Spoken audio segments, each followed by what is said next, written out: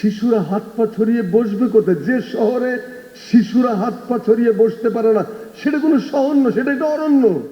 আমাদের পবিত্র কোরআন শরীফে একটা মাত্র প্রাণীর উপর সূরা আছে, মাত্র একটা প্রাণী। সেই সূরাটার নাম হলো সূরা নাহল। নাহল শব্দের অর্থ হলো মৌমাছি, যেটা নিয়ে একটু আগে আমাদের লতিফ ভাই বক্তব্য দিয়ে গেলেন এবং আমাদের জাহাঙ্গীরনগরের ভাই বক্তব্য রেখে গেলেন। মৌমাছি। তো এই যে কোরআনে প্রাণীর প্রতি যে তাগাদা, প্রাণকে ভালোবাসার জন্য যে তাগাদা, সেখানে ইসলাম কি বলে? প্রাণী জগৎকে প্রকৃতি এবং পৃথিবীর সৌন্দর্য হিসেবে বর্ণনা করে কোরআন শরীফ। বলে প্রাণী জগৎ হলো প্রকৃতি এবং পৃথিবীর সৌন্দর্যের আধার। জুলুম করতে না করে। পাখির বাচ্চাটার কথা মনে আছে রসুলের সেই স্মৃতি, যে একটা পাখি তার বাচ্চা নিয়ে যাচ্ছিল এক লোক, এবং মা পাখিটা তার মাথার উপর দিয়ে উড়ে উড়ে আসতেছিল, সে যাচ্ছিল না ছেড়ে। এটা দেখে আমাদের রসুল অস্ত্রসিক্ত হয়েছেন। তিনি ওই লোককে বলেন যে বাবা, পাখিটাকে, তার বাচ্চাটাকে তার বাসায় রেখে এসো, দেখো না মাটা ছটফট করতেছে। কি পরিমাণ ভালোবাসা এটা! এমনকি তিনি এমন কথা বলেছেন যে একটা প্রাণীর সামনে অন্য কোনো প্রাণীকে জবাইও করো না, হত্যা করো না, এটা নিষ্ঠুরতা। মহামতি গৌতম বুদ্ধ বলছেন যে জীব হত্যা মহাপাপ, জীবকে হত্যা করো না।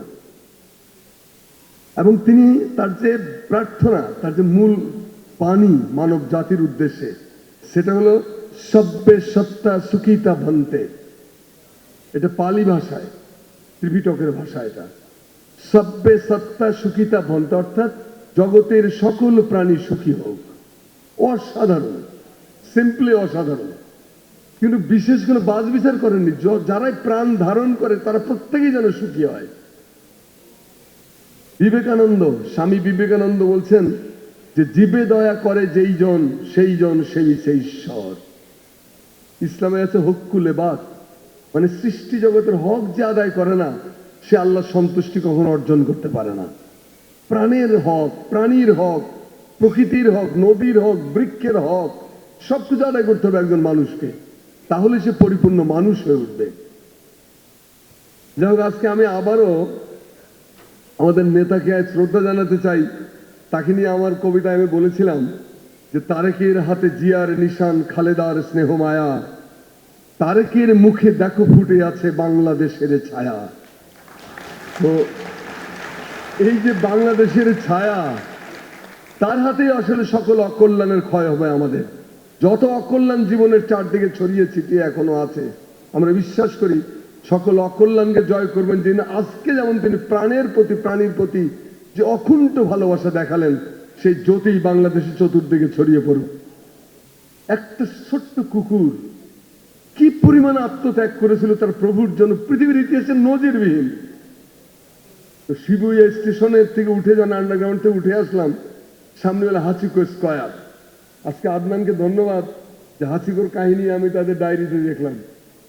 হাসিকোনের ডজন ফিল্ম তৈরি হয়েছে সারা পৃথিবীতে।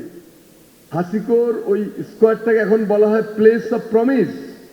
জাপানের ছেলেমেয়েরা, কাপলরা ওইখানে গিয়ে হাসিকোর স্ট্যাচুর সামনে শপথ গ্রহণ করে যে হাসিকো যেভাবে বিশ্বাস থেকে কখনো বিচলিত হয় নাই, ভালোবাসার প্রতি আস্থা হারায় নাই, পরস্পরকে নিজের কাছে রাখার চেষ্টা করেছে, আমরাও সেরকম ভাবে জীবনের শেষ মুহূর্ত পর্যন্ত পাড়ি দিতে নদী ভাঙে যদি হাল, ছিন্ন নাই রে কাছি, মৃত্যুর মুখে দাঁড়ায় জানিব তুমি আছো আমি আছি।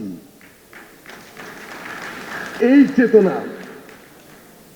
তো আজকের এই আয়োজন, আমাদের জীবন তো শুকিয়ে গেছে নানান কারণে। এত কোলাহল, এত কদর্যতা। এই যে রাজধানী শহর, অমানবিক একটি বর্বর শহর এটা। এখন এই শহরের কোথাও শিশুদের জন্য একটা ভালো পার্ক পর্যন্ত নাই। সবগুলো পার্ক নানান কারণে ধ্বংস করে দেওয়া হয়েছে। শিশুরা হাত পা ছড়িয়ে বসবে কোথায়? যে শহরে শিশুরা হাত পা ছড়িয়ে বসতে পারে না, সেটা কোনো শহর না, সেটা একটা অরণ্য।